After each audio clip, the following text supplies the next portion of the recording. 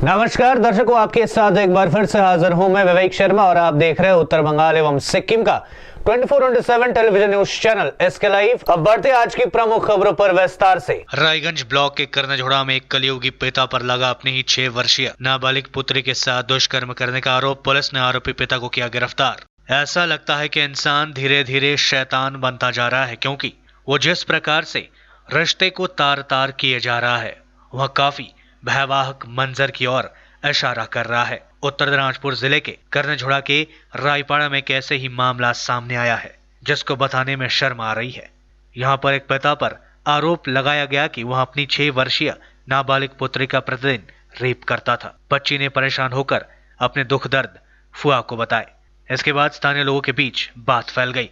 इस खबर के फैलते ही लोगों का गुस्सा भड़क उठा और जोरदार प्रदर्शन किया गया। सूचना मिलते ही पुलिस भी मौके पर पहुंची और आरोपी पिता को गिरफ्तार कर लिया गया है। स्थानीय लोगों से मिली जानकारी के अनुसार रायपाड़ा के रहने वाले बादल राय अपनी मां और 6 वर्षीय बेटी के साथ रहता है, लेकिन पिछले कुछ दिनों से वह अपनी बेटी के साथ ही दुष्कर्म करता था। बेटी हमेशा रोती थी और स्थानीय लोगों ने इसको देखकर उसकी फुआ दूल्हा राय को फोन कर बुला लिया। दूल्हा जब वहां पहुंची तो बेटी ने उसकी पूरी घटना बताई। इसके बाद स्थानीय लोगों ने यह सुना तो काफी गुस्सा हो गए और पंचायत प्रधान प्रशांत दास को खबर दी। उन्होंने पुलिस को फोन किया। पुलिस ने आरोपी पिता को गिरफ्तार कर लिया है। पुलिस पूरे मामले की जांच में जुट गई है। हालांकि आरोपी पिता ने इन सभी आरोपों को स्वीकार किया है।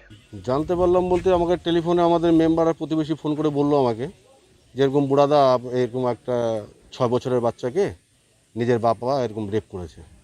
শুনে আমি সঙ্গে সঙ্গে আমাদের যে ফাঁড়ির ওসি আছে চন্দনবাবুকে, ওনাকে আমি জানালাম। জেনে বললো যে আমি অফিসার পাঠাচ্ছি। আর আমিও স্পটে চলে আসলাম। এসে বাচ্চার কাছে শুনলাম যে সত্যি ওর বাবা দিনের পর দিন বাচ্চার উপরে অত্যাচার করতো। সেটা নিজে মুখে বললো, আমরা শুনলাম। থানায় নিয়ে গেছে, এখন ওনাকে থানায় নিয়ে গেল। ওনার নামে কি অভিযোগ করা হচ্ছে? উনি অবশ্যই থানায় অভিযোগ করা হবে। আর আমরা চাবো যে ওনার যেন কঠোর শাস্তি হয়। এরকম যেন নেক্সটে যেন এরকম কেউ করার সাহস না হয়।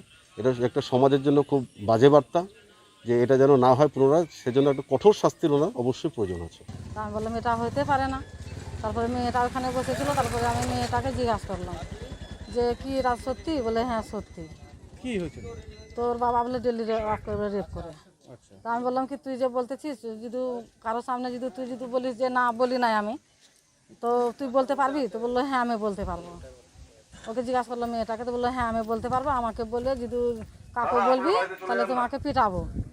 তো এটা আমি পরে আমরা পরে চারিখানে বললাম যে এরকম নিজের মেয়েটা করতে পারে, তাহলে আমাদের তো বাচ্চা কাচ্চা আছে, ওই বাচ্চা কাচ্চাকে ইসে করবে। তারপরে জিজ্ঞাসা করলাম মেয়েটাকে, তো মেয়েটা বললো হ্যাঁ বলতে পারবো। এটাই ঘটনা। আপনারা কি চাচ্ছেন? আমরা চাই কি, আমরা ভালো চাই। অন্য শাস্তি হোক। হ্যাঁ শাস্তি হোক। কেন আমাদের বাচ্চা কাচ্চা আছে, কয় ঘন্টা আমরা পাহারা করে থাকবো বলেন? হ্যাঁ, ও নিজের মেয়েকে যখন ছাড়ে না, তো আমাদের বাচ্চা কাচ্চাকে ছাড়বে না। এটার জন্যই আমরা চাই। ওর মা নাই? মা নাই, মা তো জেলে আছে। फांसी देवा के घोषपुकुर इलाके में एक डंपर गाड़ी ने एक व्यक्ति को कुचला। गुस्सा स्थानीय लोगों ने कई गाड़ियों में लगाई आग। इलाके में बना हुआ है उत्तेजना का माहौल। कल बुधवार को राज्यव्यापी लॉकडाउन था, लेकिन इसके बावजूद लॉकडाउन का उल्लंघन करते हुए चिंगामाझा नदी से कुछ माफिया लोग बालू पत्थर निकालकर डंपर गाड़ी से ले जा रहे थे। इस दौरान एक डंपर गाड़ी ने 38 वर्षीय प्रेमजीत सिंह नामक एक व्यक्ति को कुचल दिया। इसके बाद स्थानीय लोगों का गुस्सा भड़क उठा और लोगों ने 4 गाड़ियों को रोककर उसमें आग लगा दी। सूचना मिलते ही खोड़ीबाड़ी नक्सलबाड़ी से 2 दमकल गाड़ियां मौके पर पहुंची और आग पर काबू पाया गया। इसके बाद स्थानीय लोगों ने खोड़ीबाड़ी घोषपुकुर मार्ग को अवरोध कर दिया। लोगों का कहना है कि हमेशा ही बालू माफिया चिंगामाझा नदी से बालू पत्थर अवैध रूप से ले जाते हैं। इस बीच प्रशासन के द्वारा कोई कदम नहीं उठाया जाता है। हालांकि बाद में फांसीदेवा थाने की पुलिस ने मौके पर पहुंचकर लोगों को समझा बुझाकर भेज दिया और आश्वासन दिया कि आरोपियों के विरोध कड़ी से कड़ी कार्रवाई की जाएगी। बीएनआई सिलीगुड़ी ने ऑनलाइन मंच पर नेट ज़ैनिया 2020 कार्यक्रम का किया आयोजन। कार्यक्रम में कई राष्ट्रीय और अंतर्राष्ट्रीय स्तर पर प्रशंसक वक्ताओं की उपस्थिति रही। बीएनआई सिलीगुड़ी के द्वारा ऑनलाइन मंच पर नेट ज़ैनिया 2020 कार्यक्रम का आयोजन किया गया। यहाँ शाम सदस्यों द्वारा किए गए कठिन परिश्रम और प्रयासों को स्वीकार करने और मनाने के लिए समर्पित किया गया। 110 से अधिक पुरस्कार भी प्रदान किए गए। इस कार्यक्रम में कई राष्ट्रीय और अंतर्राष्ट्रीय स्तर के वक्ताओं एवं सदस्यों की उपस्थिति रही। BNI सिलगुड़ी ने इस कोरोना महामारी से लड़ने के लिए शहर के चुनिंदा संस्थानों और डॉक्टरों के द्वारा प्रदान की गई सेवा, मेहनत और जोखिम को स्वीकार करने का बेड़ा उठाया। उन्हें मानवता के प्रति के समर्पण के लिए सम्मानित किया गया। इस बीच डिजिटल मीडिया पुरस्कार SK लाइव को प्रदान किया गया। 5 अगस्त से खुलेंगे योग संस्थान, नाइट कर्फ्यू हुआ खत्म, अनलॉक 3 के सरकार ने जारी किए दिशा निर्देश। स्कूल, कॉलेज और अन्य शिक्षा संस्थान 31 अगस्त तक रहेंगे बंद। केंद्रीय गृह मंत्रालय ने अनलॉक 3 के लिए दिशा निर्देश जारी कर दिए हैं। नई गाइडलाइंस में रात के दौरान लोगों की आवाजाही पर प्रतिबंध हटा दिया गया है। नए दिशा निर्देशों के मुताबिक योग संस्थानों और व्यायामशालाओं को 5 अगस्त 2020 से खोलने की अनुमति होगी। हालांकि इस दौरान सरकार की ओर से सामाजिक दूरी समेत अन्य दिशा निर्देशों का सख्ती से पालन करना होगा। स्कूल, कॉलेजेस और अन्य शिक्षण संस्थान 31 अगस्त तक बंद रहेंगे। यही नहीं, metro rail, cinema hall, swimming pool, theatre, bar, auditorium, amusement parks को खोलने की अनुमति इस बार भी नहीं दी गई है। कंटेनमेंट जोनों में पूर्व की तरह ही लॉकडाउन जारी रहेगा। उन सामाजिक, धार्मिक, राजनीतिक, सांस्कृतिक या मनोरंजन से जुड़े आयोजनों, रैलियों और कार्यक्रमों पर पाबंदी जारी, जिनमें भीड़ जमा होती है। देश में नई शिक्षा नीति को केंद्र सरकार ने दी मंजूरी। स्कूली शिक्षा में 10+2 नीति खत्म, 5+3+3+4 नई व्यवस्था होगी लागू। केंद्र सरकार ने नई शिक्षा नीति को मंजूरी दे दी है। बुधवार को ही कैबिनेट की बैठक में इस पर फैसला लिया गया। बैठक के लिए गए फैसलों की जानकारी देते हुए केंद्रीय मंत्री प्रकाश जावड़ेकर ने प्रेस कॉन्फ्रेंस में दी। जावड़ेकर ने बताया कि 34 साल बाद देश में नई शिक्षा नीति आई है। नई शिक्षा नीति के तहत स्कूल, कॉलेज की व्यवस्था में कई बड़े बदलाव किए गए। नई शिक्षा नीति के अंतर्गत स्कूली शिक्षा में बड़े बदलाव किए गए। स्कूली शिक्षा के लिए एक नई विकास उपयुक्त पाठ्यचर्य और शैक्षिक संरचना 5+3+3+4 डिजाइन पर विकसित की गई है। इसके तहत छात्रों को 4 विभिन्न वर्गों में बांटा गया है। पहले वर्ग में 3 से 6 वर्ष की आयु के छात्र होंगे, जिन्हें प्री प्राइमरी या प्ले स्कूल में लेकर कक्षा 2 तक की शिक्षा दी जाएगी। इसके बाद कक्षा 2 से 5 तक का पाठ्यक्रम तैयार किया जाएगा। उसके उपरांत कक्षा 5 से 8 और फिर अंत में 4 वर्षों के लिए 9 से लेकर 12वीं तक के छात्रों को ध्यान में रखते हुए शैक्षिक कार्यक्रम बनाया गया है। केंद्रीय मानव संसाधन विकास मंत्री रमेश पोखरियाल निशंक ने कहा कि पाठ्यक्रम लचीलापन पर आधारित होगा, ताकि शिक्षार्थियों को अपने सीखने की गति और कार्यक्रमों को चुनने का अवसर हो। इस तरह जीवन और अपनी प्रतिभा और रुचि के अनुसार वे अपने रास्ते चुन सकेंगे। कला और विज्ञान पाठ्यचर्या और पाठ्योत्तर गतिविधियों, व्यावसायिक और शैक्षिक धाराओं आदि के बीच में कोई भेद नहीं होगा। पश्चिम बंगाल में कोविड-19 से 24 घंटे में चली गई 41 लोगों की जान, सामने आए 2294 नए मामले। बंगाल में कोरोना का कहर थमने का नाम नहीं ले रहा है। पिछले 24 घंटे के दौरान बुधवार को 41 लोगों की मौतें हुई एवं 2294 नए मामले सामने आए। इसके साथ ही राज्य में कोरोना संक्रमितों का आंकड़ा 65,000 को पार कर गई है। राज्य स्वास्थ्य विभाग द्वारा जारी मेडिकल बुलेटिन के अनुसार संक्रमितों की कुल संख्या 65,258 हो गई है, जिनमें से 19,652 एक्टिव केसेज है। वहीं मरने वालों की संख्या 1,490 हो गई है। हालांकि एक्टिव केसों की तुलना में ठीक होने वाले रोगियों की संख्या 44,116 हो गई है। पिछले 24 घंटे में 2,094 मरीजों को छुट्टी दे दी गई है। एक दिन पहले 2,105 मरीजों को छुट्टी दे दी गई थी। रिकवरी रेट बढ़कर 67.60% हो गई है, जो एक दिन पहले 66.74% रही थी। जलपाईगुड़ी में कोरोना के 5 नए मामले। जलपाईगुड़ी जिले में बुधवार को कोरोना के 5 नए मामले सामने आए। जलपाईगुड़ी नगरपालिका प्रशासक मंडली के सदस्य सैकत चैटर्जी ने बुधवार को बताया कि नगरपालिका इलाके में कुल 5 लोगों में कोरोना संक्रमण पाया गया है। उन्होंने कहा कि इनमें 3 व्यक्ति 1 नंबर वार्ड के इंदिरा कॉलोनी के रहने वाले हैं। उन्होंने कहा कि इस इलाके को कंटेनमेंट जोन घोषित कर सैनिटाइजेशन का काम शुरू कर दिया गया है। साथ ही उन्होंने कहा कि 13 एवं 18 नंबर वार्ड से एक कोरोना के मरीज पाए गए हैं। अलीपुरद्वार जिले में एक पुलिसकर्मी कोरोना पॉजिटिव पाया गया है। स्वास्थ्य विभाग सूत्र के अनुसार अलीपुरद्वार जिले के कुमारग्राम ब्लॉक बारोबिशा आउटपोस्ट में एक पुलिसकर्मी इनसैट जांच में पॉजिटिव पाए गए हैं। उन्हें चिकित्सा के लिए अलीपुरद्वार के तोपसिकता स्थित कोविड अस्पताल में भर्ती कराया गया है। वहीं स्वास्थ्य विभाग सूत्र के अनुसार बारोबिशा आउटपोस्ट को सैनिटाइज किया जा रहा है। लेते ही थोड़ा सा ब्रेक, फिर मिलेंगे ब्रेक के बाद। अपने सपनों को संजोने के लिए ओम डेवलपर्स लेके आए हैं Shri Shyam farm house villa, जिसकी पहले फेज के सभी प्लॉट्स बिक चुकी हैं और दूसरे फेज की बुकिंग और रजिस्ट्रेशन है चालू। प्लॉट की साइज है 3 से 6 कट्ठा तक, तो देर किस बात की, अभी फोन उठाइए और बुक कीजिए।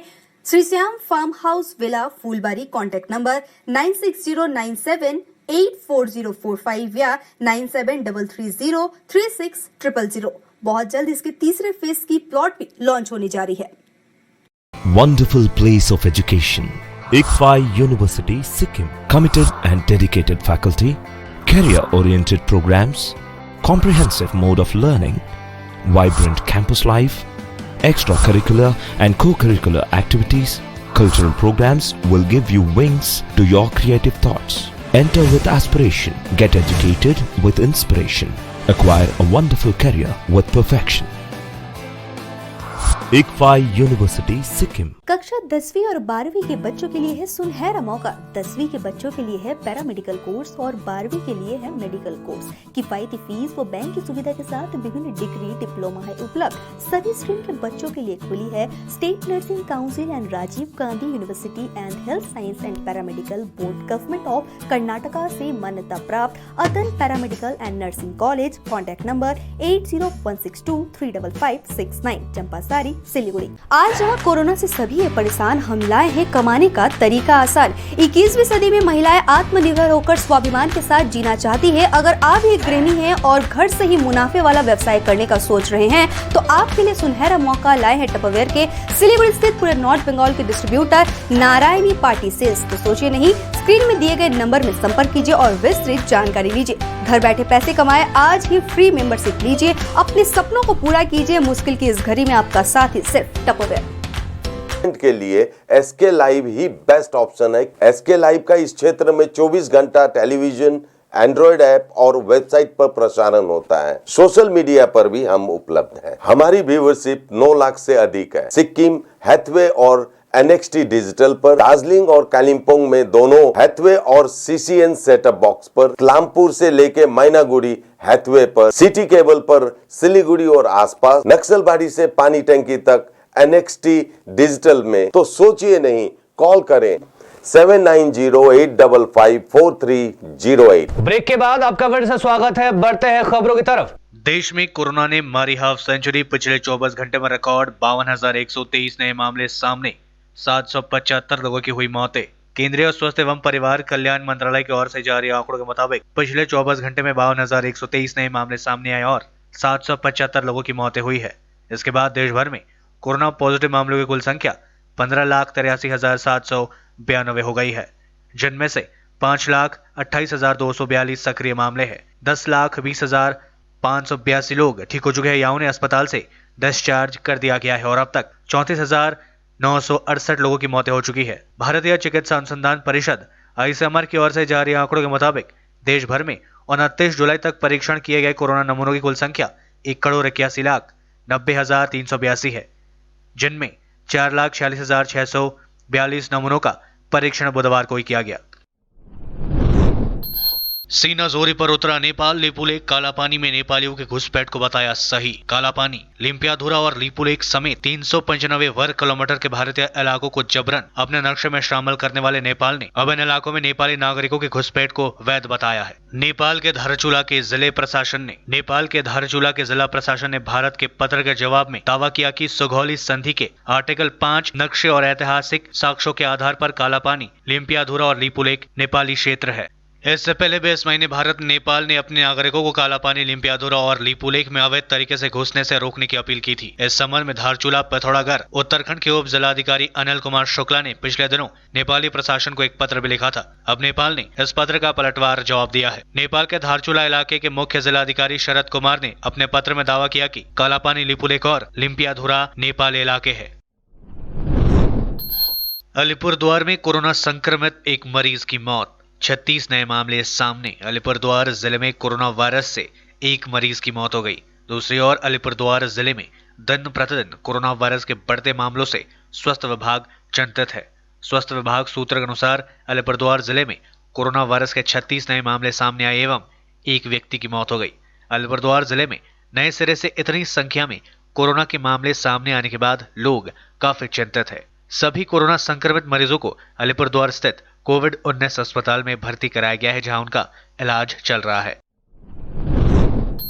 बंगाल कांग्रेस अध्यक्ष सौमेन मित्रा नहीं रहे, लंबे समय से थे बीमार। राहुल गांधी ने ट्वीट कर जताया शोक। पश्चिम बंगाल कांग्रेस के अध्यक्ष सौमेन मित्रा का देर रात निधन हो गया। पिछले कई दिनों से उनकी तबीयत खराब थी। मित्रा कई बीमारियों से ग्रसित थे और उनका कोलकाता के एक निजी अस्पताल में इलाज चल रहा था, जहां बुधवार देर रात 1:30 पर उन्होंने अंतिम सांस ली।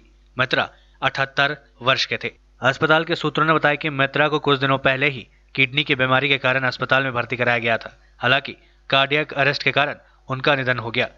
उनका कोरोना टेस्ट भी करवाया गया था, इसकी रिपोर्ट नेगेटिव आई थी। इधर उनके निधन की खबर आते ही शोक की लहर दौड़ पड़ी। कांग्रेस के पूर्व अध्यक्ष व सांसद राहुल गांधी ने उनके निधन पर गहरा शोक जताया है। राहुल ने ट्वीट किया, इस कठिन समय में सौमेन मित्रा के परिवार और दोस्तों को मेरा प्यार और समर्थन।